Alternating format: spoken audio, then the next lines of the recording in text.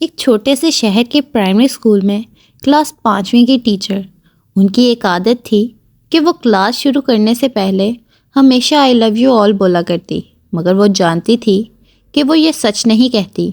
وہ کلاس کے تمام بچوں سے یکساں پیار نہیں رکھتی تھی۔ کلاس میں ایک بچہ ایسا بھی تھا جو مس آمنہ کو ایک آنکھ نہ بھاتا۔ اس کا نام عمر تھا۔ میلی کچیلی حالت میں اسکول آ جایا کرتا۔ اس کے بال بگڑے ہوئے ہوتے، جوتوں کے تسمے بھی کھلے ہوئے ہوتے، قمیض کی کالر پر میل کا نشان۔ لیکچر کے دوران بھی اس کا دھیان کہیں اور ہوتا۔ مس آمنہ کے ڈانٹ پر وہ چونک جاتا، مس آمنہ کی طرف دیکھنے لگ جاتا، مگر اس کی خالی خوالی نظروں سے انہیں پتہ چلتا کہ عمر جسمانی طور پر تو کلاس میں موجود ہے، مگر دماغی طور پر غائب ہے۔ رفتہ رفتہ مس آمنہ کو عمر سے نفرت ہونے لگی۔ کلاس میں داخل ہوتے ہی عمر مس آمنہ کی تنقید کا نشانہ بننے لگتا۔ ہر بری مثال عمر کے نام سے منسوب کی جاتی۔ بچے اس پر کھل کر ہنستے اور مس آمنہ اس کی تذلیل کر کے تسکین حاصل کرتی۔ عمر نے البتہ کسی بات کا بھی جواب نہیں دیا۔ مس آمنہ کو وہ ایک بے جان پتھر کی طرح لگتا تھا، جس کے اندر احساس نام کی کوئی چیز نہیں تھی۔ ہر ڈانٹ اور ہر سزا کے جواب میں وہ بس اپنے جذبات سے آری نظروں سے انہیں دیکھتا اور سر جھکا لیا کرتا۔ مس آمنہ کو اب اس سے شدید چڑ ہو چکی تھی۔ پہلا سیمسٹر ختم ہوا اور رپورٹنگ کا مرحلہ آیا۔ مس آمنہ نے عمر کی پروگریس رپورٹ میں اس کی تمام برائیاں لکھوائی۔ پروگریس رپورٹ والدین کو دکھانے سے پہلے ایڈمنسٹریشن کے پاس گئی۔ انہوں نے جب عمر کی رپورٹ دیکھی تو مس آمنہ کو بلا لیا۔ مس آمنہ، پروگریس رپورٹ میں کچھ تو پروگریس بھی نظر آنی چاہیے۔ آپ نے تو جو کچھ لکھا ہے اس سے عمر کے والدین اس سے بالکل مایوس ہو جائیں گے۔ میں معذرت خواہ ہوں، مگر عمر ایک بالکل ہی بدتمیز اور نکما بچہ ہے۔ مجھے نہیں لگتا کہ میں اس کی پروگریس کے بارے میں بھی کچھ لکھ سکتی ہوں۔ مس آمنہ نفرت انگیز لہجے میں بول کر وہاں سے اٹھ آئی۔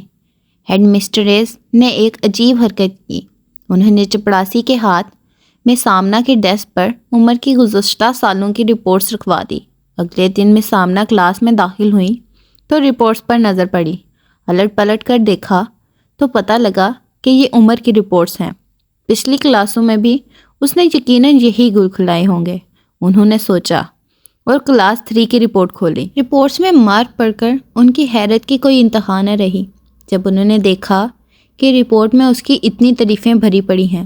عمر جیسا ذہین بچہ آج تک نہیں دیکھا۔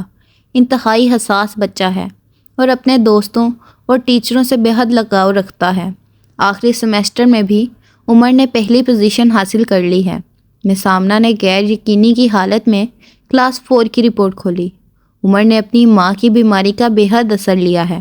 اس کی توجہ پڑھائی سے ہٹ رہی ہے۔ عمر کی ماں کو آخری سٹیج کا کینسر تشویش ہوا ہے۔ گھر پر اس کا کوئی خیال رکھنے والا نہیں، جس کا گہرا اثر اس کی پڑھائی پر پڑا۔ عمر کی ماں مر چکی ہے اور اس کے ساتھ ہی عمر کی زندگی کے لمک بھی۔ اسے بچانا پڑے گا اس سے پہلے کہ بہت دیر ہو جائے۔ مس آمنہ پر لرزہ طاری ہوا۔ وہ کانپتے ہاتھوں سے انہوں نے پروگریس رپورٹ بند کی۔ آنسو ان کی آنکھوں سے ایک کے بعد ایک گرنے لگے۔ اگلے دن جب آمنہ کلاس میں داخل ہوئی تو انہوں نے اپنی عادت کے مطابق اپنا روایتی جملہ آئی لو یو آل بولا، مگر وہ جانتی تھی کہ وہ آج بھی جھوٹ بول رہی ہے، کیونکہ اس کلاس میں بیٹھے ایک بے ترتیب بالوں والے بچے عمر کے لیے جو محبت وہ آج اپنے دل میں محسوس کر رہی تھی، وہ کلاس میں بیٹھے اور کسی بچے کے لیے نہیں ہو سکتی تھی۔ لیکچر کے دوران انہوں نے حسب معمول ایک سوال عمر پر داغا اور ہمیشہ کی طرح عمر نے سر جھکا لیا۔ جب کچھ دیر تک مس آمنہ کی طرف سے کوئی ڈانٹ پھٹکار اور ہم جماعت ساتھیوں کی جانب سے ہنسی کی آواز اس کی کانوں میں نہ پڑی تو اس نے سر اٹھا کر ان کی طرف دیکھا۔ خلاف توقع ان کے ماتھے پر آج بل نہ تھا، وہ مسکرا رہی تھی۔ انہوں نے عمر کو اپنے پاس بلوایا اور اس سوال کا جواب بتا کر زبردستی دہرانے کے لیے کہا۔ عمر 3-4 دفعہ کے اصرار کے بعد آخر بول ہی پڑا۔ اس کے جواب دیتے ہی مس آمنہ نے نہ صرف خود پرجوش انداز میں تالیاں بجائی بلکہ باقی سب سے بھی بجوائی۔ پھر تو یہ روز کا معمول بن گیا۔ مس آمنہ ہر سوال کا جواب اسے خود بتاتی اور پھر اس کے خوب پیرزائی کرتی۔ ہر اچھی مثال عمر سے منسوب ہونے لگی۔ رفتہ رفتہ پرانا عمر قبر پھاڑ کر باہر آ گیا۔ اب مس آمنہ کو سوال کے ساتھ جواب بتانے کی ضرورت نہ پڑتی۔ وہ روز بلا نقص جواب دے کر سب کو متاثر کرتا اور نئے نئے سوالات پوچھ کر سب کو حیران بھی۔ اس کے بال اب کسی حد تک سنورے ہوئے ہوتے، کپڑے بھی کافی حد تک صاف ہوتے، جنہیں شاید وہ اب خود دھونے لگا تھا۔ دیکھتے ہی دیکھتے سال ختم ہو گیا اور عمر نے دوسری پوزیشن حاصل کر لی۔ تقریب میں سب بچے مس آمنہ کے لیے خوبصورت تحفے لے کر آئے اور مس آمنہ کے ٹیبل پر ڈھیر لگنے لگا۔ ان خوبصورتی سے پیک ہوئے تحائف میں ایک پرانے اخبار میں بدسلیقہ طرز میں پیک ہوا ایک تحفہ بھی پڑا تھا۔ بچے اسے دیکھ کر ہنس پڑے۔ کسی کو جاننے میں دیر نہ لگی کہ تحفے کے نام پر یہ چیز عمر لایا ہوگا۔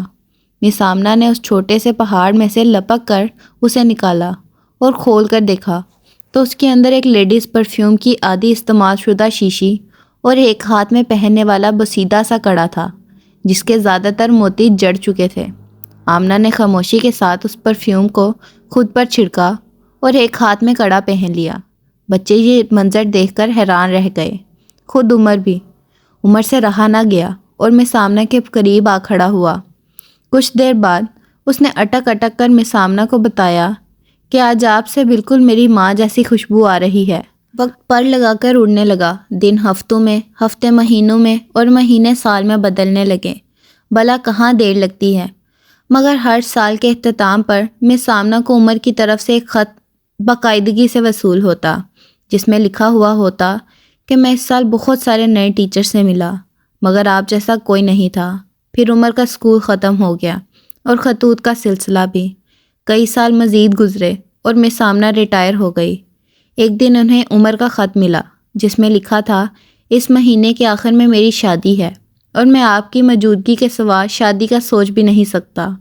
ایک اور بات، میں زندگی میں بہت سارے لوگوں سے مل چکا ہوں، آپ جیسا کوئی نہیں، فقط ڈاکٹر عمر۔ اس کے ساتھ ہی جہاز کا ریٹرن ٹکٹ بھی لفافے میں موجود تھا۔ مس آمنہ خود کو ہرگز نہ روک سکی۔ انہوں نے اپنے شوہر سے اجازت لی اور وہ دوسرے شہر کے لیے روانہ ہوئی۔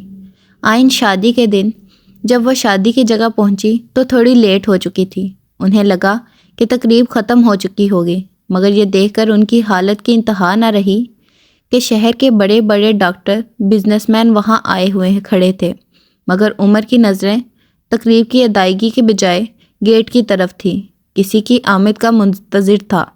پھر سب نے دیکھا کہ جیسے ہی بوڑھی ٹیچر گیٹ میں داخل ہوئی، عمر ان کی طرف لپکا اور وہ ہاتھ پکڑا جس میں انہوں نے ابھی تک وہ پوشیدہ سا کڑا پہنا ہوا تھا اور انہیں سیدھا سٹیج پر لے گیا۔